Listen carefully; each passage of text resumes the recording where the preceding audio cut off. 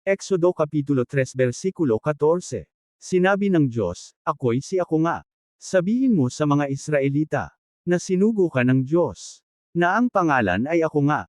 Nang makausap ni Moises ang Diyos sa nagliliyab na mababang punong kahoy ay kakaunti pa lamang ang kaalaman niya tungkol sa Panginoon.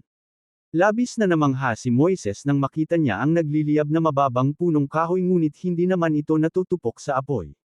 Gayunpaman, higit pa sa nagliliyab na punong kahoy ang kinakailangang himala para mapangunahan ni Moises ang Israel upang mapalaya sila sa kanilang pagkakaalipin mula sa pinakamakapangyarihang bansa.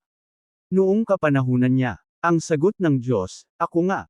Ipinakilala ng Diyos sa ganitong paraan ang kanyang sarili, na kung kinakailangan ng mga himala at kababalaghan, Ako nga. O ang Diyos nga ang magpapahayag nito at kung kinakailangan nila ng pagkain at tubig, Ako nga. O ang Diyos nga ang magiging tagapagbigay nito.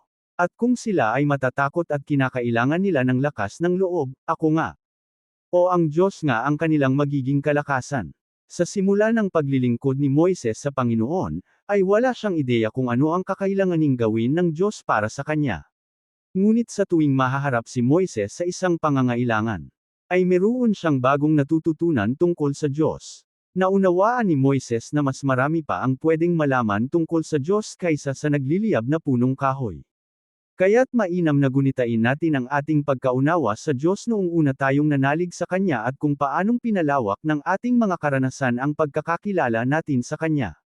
Sapagkat ang lahat ng bagay na nakikita natin sa daigdig na ito ay nilikha ng Diyos sa pamamagitan ng Kanyang karunungan.